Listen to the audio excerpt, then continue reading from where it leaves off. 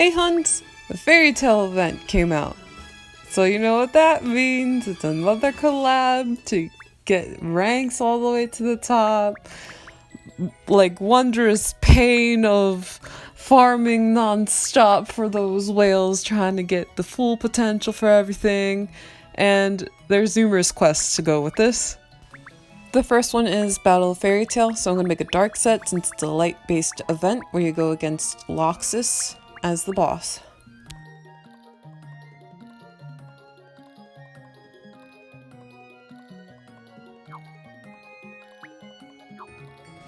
Just a little side note here, if you didn't do it yet already, there is an event mission. You get 15 gems for doing it once, and it is amazing. Do it. Totally do it.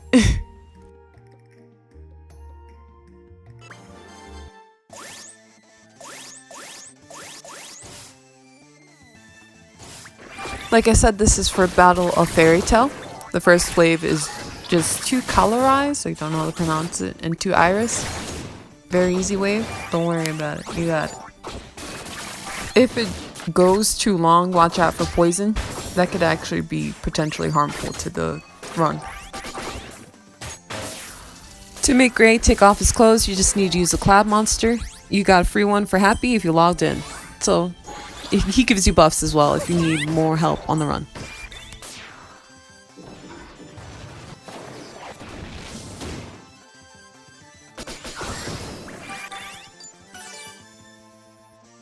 Wave 2 is the mini-boss, Neza, Lotus Prince.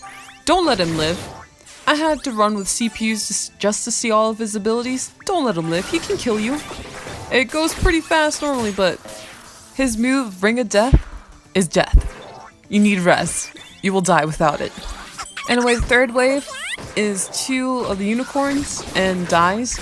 Easy wave, not nearly as hard as Neza, even though it's another mini-boss. Dies out pretty fast. On to the fourth wave. It's just 2 unicorns and 1 golem. The golem is a little tanky, so if you have break, it's more beneficial. Nothing serious there, just watch out for mass destruction. It's just a red percentage of it that just takes a lot of health. The boss is Loxus, like I was saying before. Just watch out for Heavenward Halbert. It reduces cost recovery speeds and ignores defensive proc, so it probably does a set amount of damage each time. He has similar moves to Zeref, which is the next quest that we're going to go over, that is just buffs themselves, Mind, Focus, and Muster. Fortunately for this one we had Juliet, so we didn't have to worry too much about status elements. I'm going to show you a clip without it though. Lightning Charge and Warring Thunder. One is for Paralyzed and the second one is for Confused. Comboed that, it can be kind of cancerous.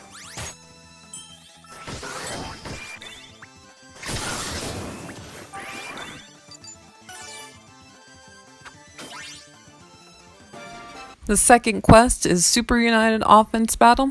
It's an 8-man against Black Wizard Zeref. He likes to use the move Black Arts a lot. It attacks 3 players and reduces their magic attack and attack by 4. He likes to target with this one. He uses it fast, so watch your health for those particular 3. He changes his targets every so often, but most of the time it can kill.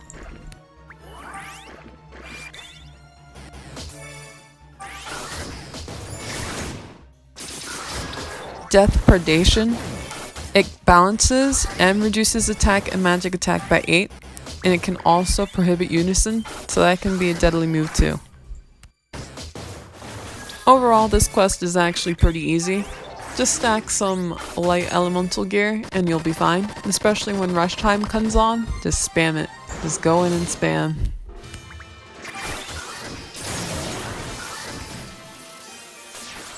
This quest rotates every 3 hours, so it'll be unavailable at certain times.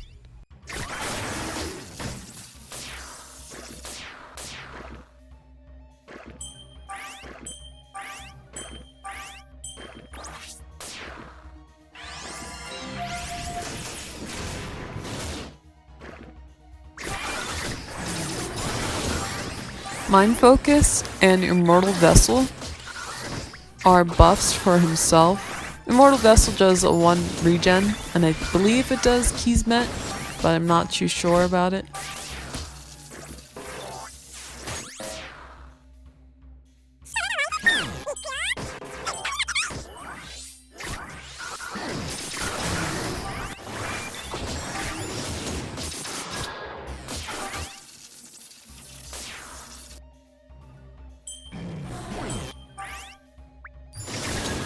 Penance casts Karma and has a chance to do Psychological Contamination.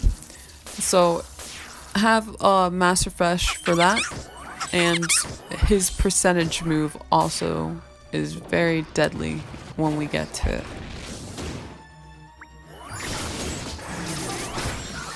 It's Anchor Sam Curse. It leaves players with about 10% health. It can cast Curse and Dissonance, and it has 2x Miasma. Time Master Fresh precisely when you see it go off.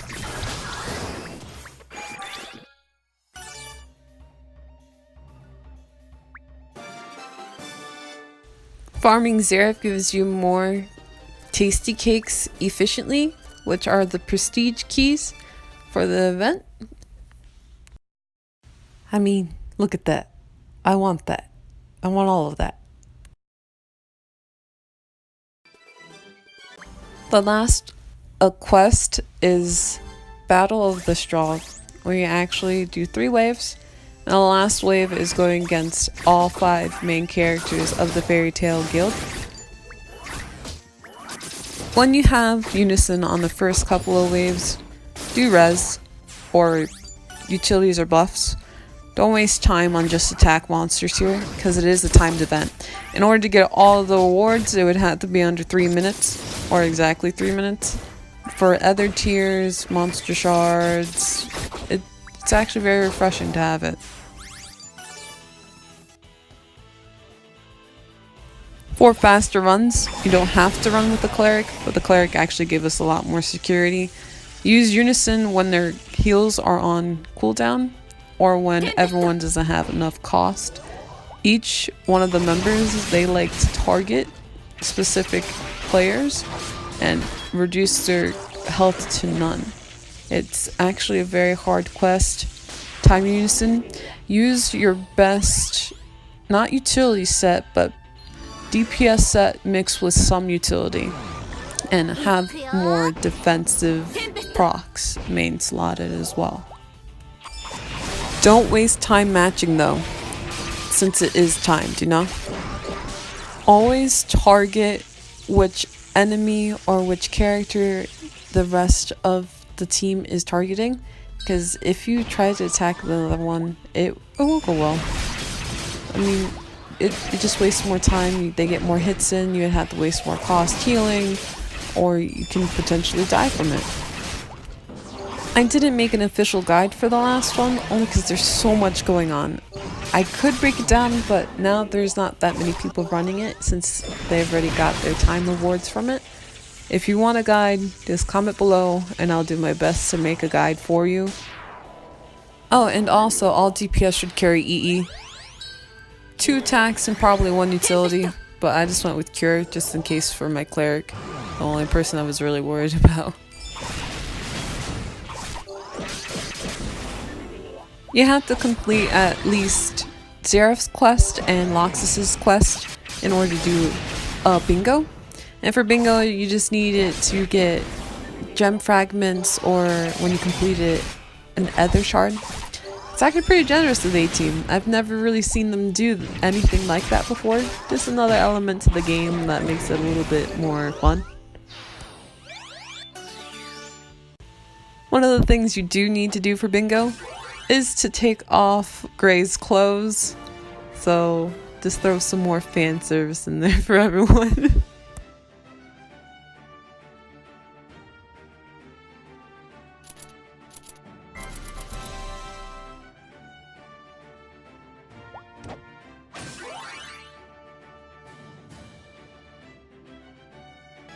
To end the guide, I'm going to show you the Tasty Cake run. This is just for Paragon, so it's 10 keys.